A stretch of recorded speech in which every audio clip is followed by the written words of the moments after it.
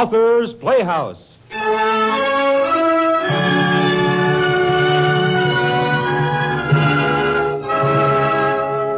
Indeed, Mr. Fane, you might have waited until I bade you enter. The fact is, hearing voices, I had less compunction in breaking in on you than I would otherwise have had. Is it not probable, sir, that I've chatted to myself while I'm calculating my figures? And laughed. And laughed. You're evading the point, Mrs. Jesmond. Is there anyone concealed in here? Well, was someone concealed there, or did pretty Mrs. Jesmond chatter and laugh to herself while she calculated her figures? The answer to these questions, and there is an answer, is not for us to tell.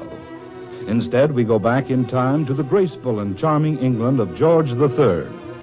Imagine, if you will, a country inn located in the county of Cumberland in the last part of the 18th century. As Author's Playhouse presents the late Sir Arthur Wing Panero's strange tale of The Widow of Wasdale Head.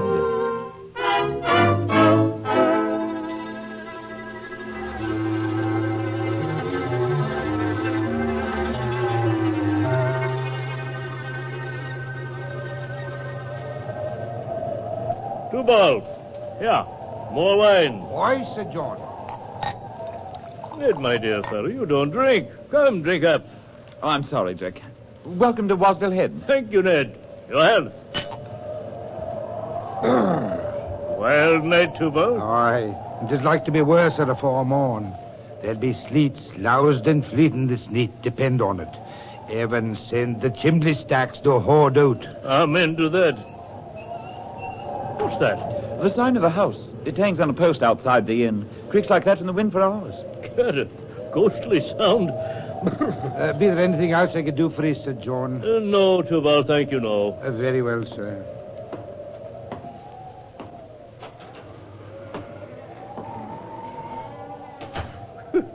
At last. Thought that he would never leave. And now, my dear Ned, let me inform you why I have intruded on you in this manner. It's no intrusion, Jack. To be candid, I've already guessed the object of your visit. Indeed? Well, then, that being the case... Oh, confound you, Jack. You don't suppose I attribute your sudden and unlooked-for appearance to mere inclination for gossip over a bottle? You, of all men, would never quit town at this time of year without an urgent reason. Since you phrase it that way... You were sent here by my family. They're vastly concerned at your absence. In the name of patience, why? Their letters plague me to death, Jack. Still, your visit here with Sir Roger Boltwood ended 2 months ago. True, it did.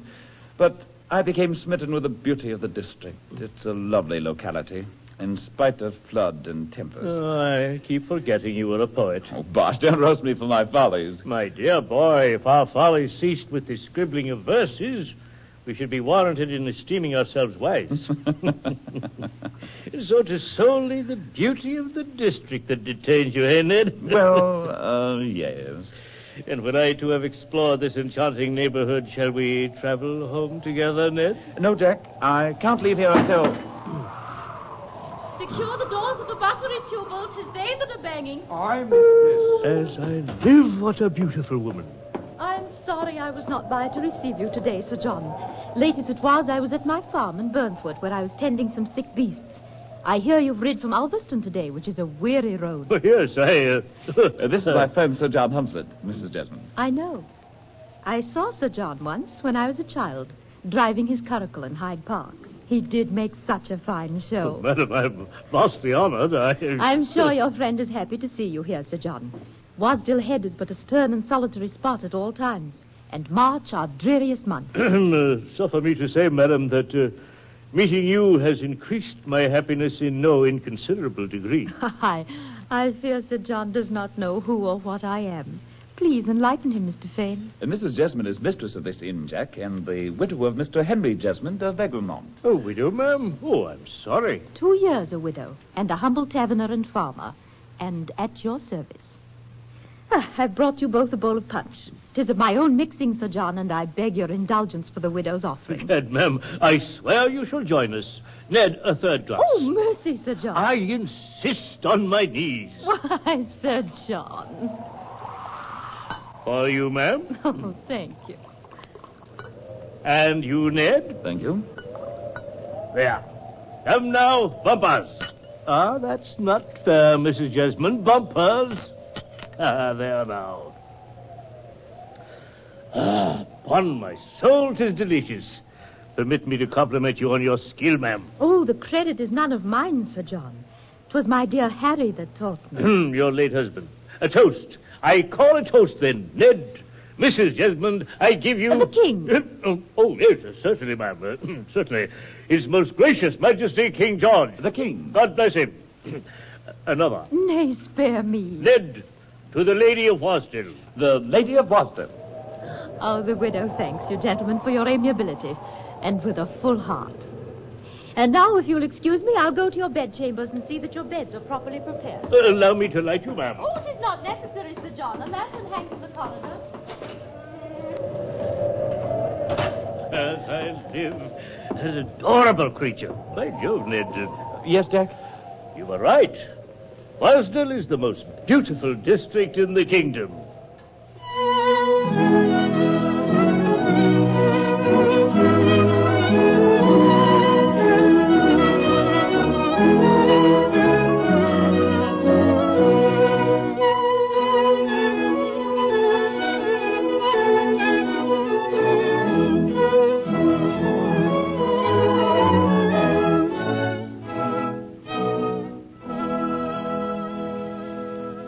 Ned, she's charming, a divinity prodigious.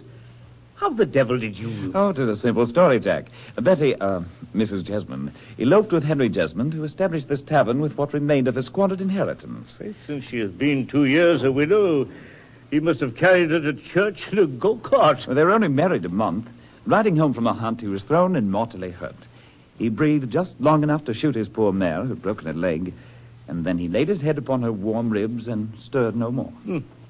Leaving this delicately bred young lady to brew punch and till the soil for her subsistence. And that's the wonder of it. Her aptitude is amazing. Not a farmer in Cumberland can match her knowledge of crops and cattle. I've seen the oldest and wisest of them approach her hat in hand to ask her counsel in a difficulty. And her reply is always the same. The same?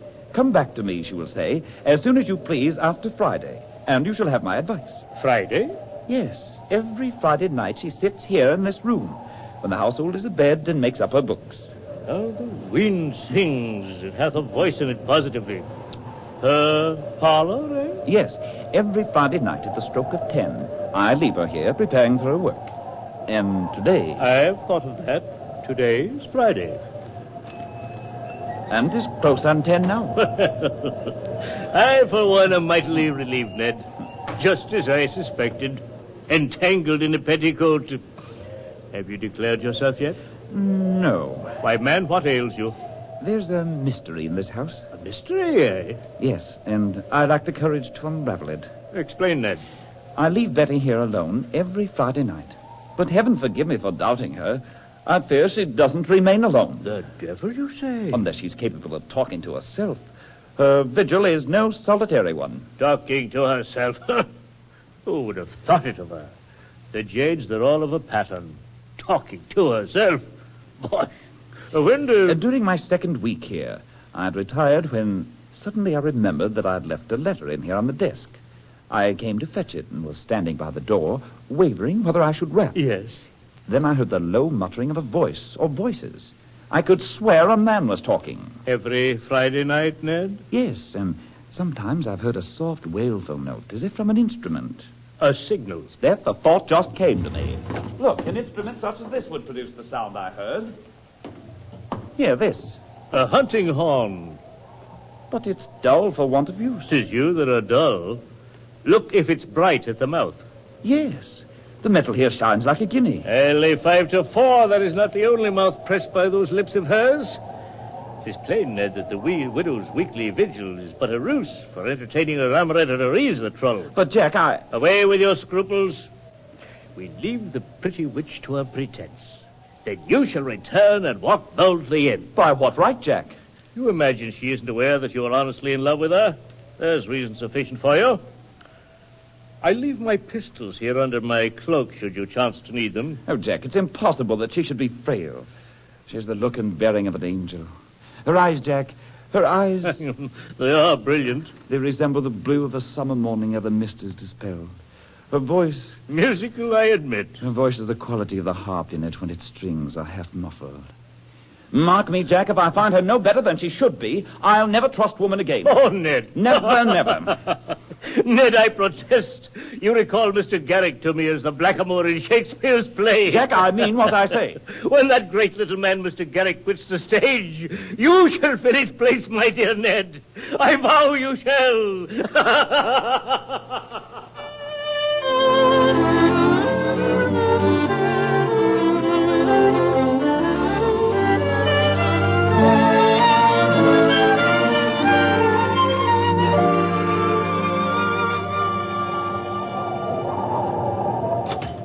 Quiet, Ned. Here she comes. Make sure the shutters are tight, Tubal. Aye, mistress. It is way past 10 o'clock. You've told Sir John, Mr. Fane? He has indeed. And to say the truth, I shall not be sorry to find myself in a soft bed and between a pair of sweet-smelling sheets at an earlier hour than is customable with me. Oh, you must dream you're in London, Sir John, card-playing with some choice cronies. Nay, ma'am, my dream shall be of a far more interesting sort, I promise you. Good night, Sir John. Good night, Mr. Fane. Good night. Come along, Ned. Good night, ma'am. Be there aught else I can do for ye? No, thank you, Tubal. Are the maids in their beds? Aye, and dead asleep, I reckon. The hazzies. Good night, mistress. Good night, Tubal.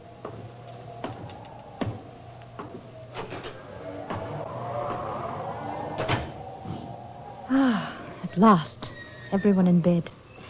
Thought they'd never retire. And now, dear hell, come to me.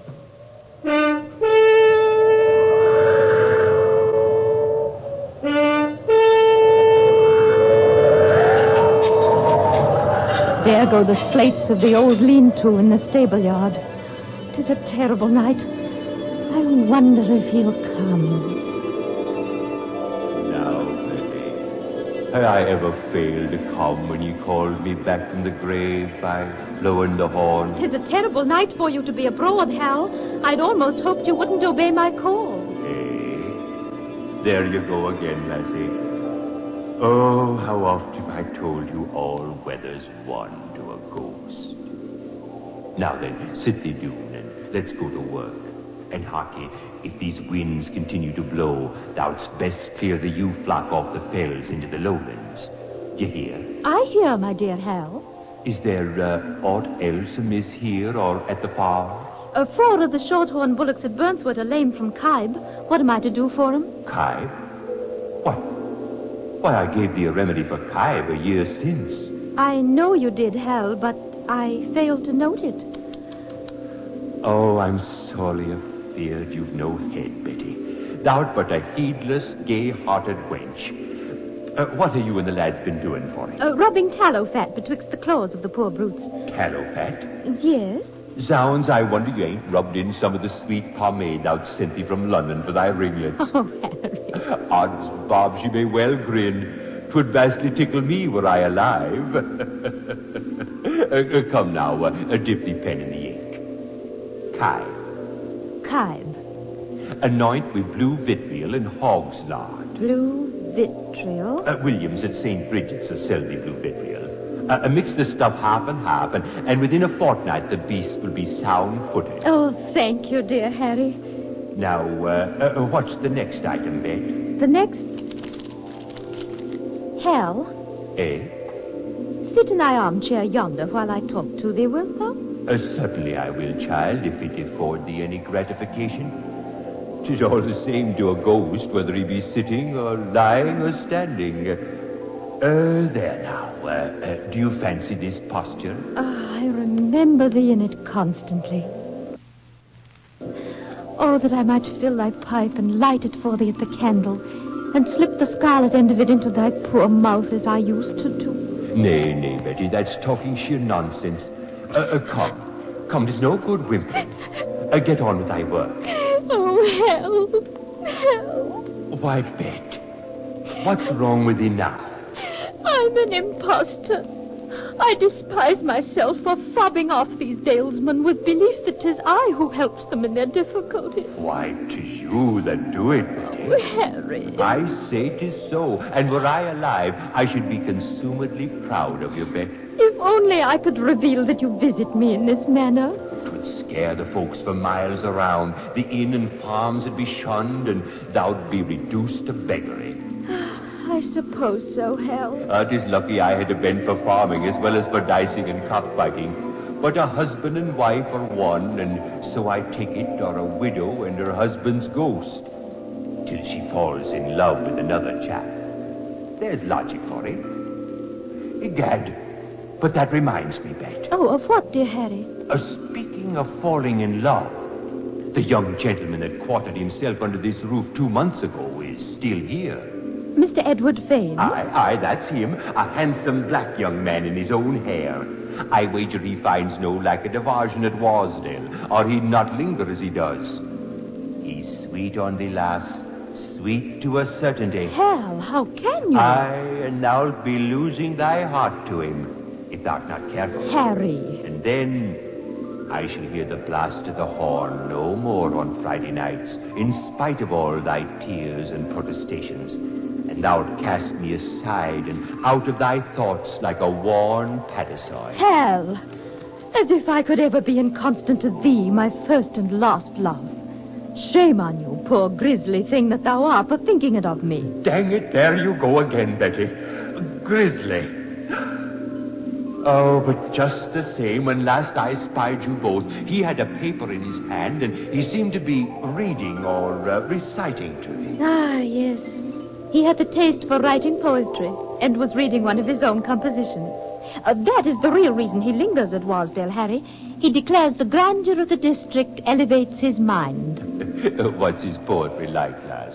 I warrant 'tis all love and dove and that sort of Oh, muck. nay, it is somewhat better than muck. Eh? The piece he was reading, how was that style? To Aminta, a lady dwelling in the country. Ah, a lady dwelling in the country. 'Tis thee, of course. Hell, there are hundreds of ladies that dwell in the country. And he'd bear thee off to London, would he, to the haunts of men? Why, Harry! I've a question to ask thee concerning the crooked field below Buckbarrow. Harry! Oh, Hal, who could that be? Who's there? 'Tis I. Forgive me, madam. Indeed, Mr. Fane, you might have waited till I bade you enter. The fact is, hearing voices, I had less compunction in breaking in on you than I should otherwise have had. Voices? Yes, the sounds of laughing and talking. I see. Is it not probable, sir, that I chatter to myself while I'm calculating my figures? And laugh. And laugh. You're evading the point, Mrs. Jesmond. Is there anyone concealed in here? Concealed? Nay, then he must have left the room as I entered it. Mr. Fane, do you realize... I swear I heard more than one voice, and that a man's. By heaven, you are deceiving me. Deceiving you? Oh, what am I to you, or you to me, that I should deceive you, or enlighten you, on any matter that does not concern your abode at my inn, so that your bed is clean, your food wholesome, and my charges fair, and you acquit them promptly? What obligations, pray, are we under to each other? I love you. Love me, sir? Yes. I've loved you from the first moment I saw you, and on the day I came to this inn and checked my bridle at the porch, you stood with your hands resting on my horse's shoulder, and your eyes drooped before mine. I've loved you from that moment. Love me? Well, I've often been struck with the idea that you were exceedingly well disposed toward me, but... Well disposed? But until now, you've never spoken a word of love to me. You are full of courage tonight, at any rate. I must admit to a display of jealousy. Mrs. Jesmond, Betty, I set out for London tomorrow, carrying with me recollections that will remain with me until death. Recollections of the hours we've spent together in this room. Hours of bliss before I mistrusted thee. Hours of anguish when I endured the torments of the damned. I ask you only to remember that I would have crowned you with my honor and esteem, adored you and defended you, and given you my heart to lean upon. But after tonight, after hearing those voices... Edward, it is true, then, that you love me. Oh, my dear, I have been false and unworthy as you accused me. But 'tis my secret visitor that I'm false to, and not to thee, my dearest Ned. No. What can I do? Don't put me from thee for this once. I have known of thy love for me from the beginning. And, oh, heaven pardon me, my dear, I have loved that thou shouldst love me. Betty, my love, my dearest. I love you, Ned. And as you ride away tomorrow, glance up at my window before you leave. That I shall not do. Now, where is this visitor? Edward, pistols, why? They are Sir John's. He left them here lest I should encounter the wretch that hath obtained such pernicious influence over thee. Oh, Edward, listen to me. Where is he hid? No bullet can harm him. 'Twould but whistle through him and strike the wall. Are you out of your senses? Am I? Thou shalt see. Unhook that horn from the wall and bring it to me. The signal. Yes, the signal. Here, let me have it, Ned.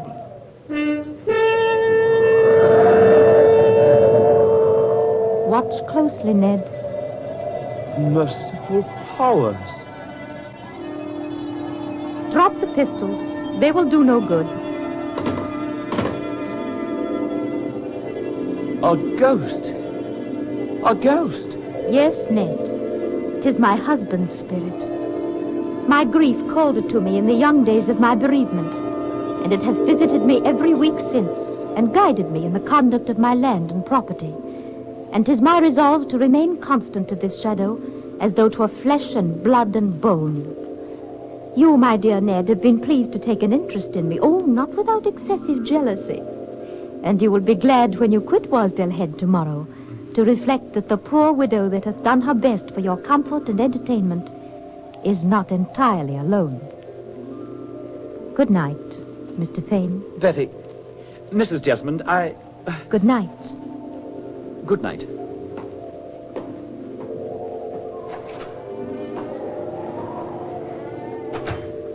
Hal, I hope thou'rt not angry. 'Twas Mr. Fane that interrupted us, but he may be trusted. Thank heaven he leaves tomorrow. Now, let me see. What was it I was about to ask thee? Oh, yes, the Crooked Field by Buck...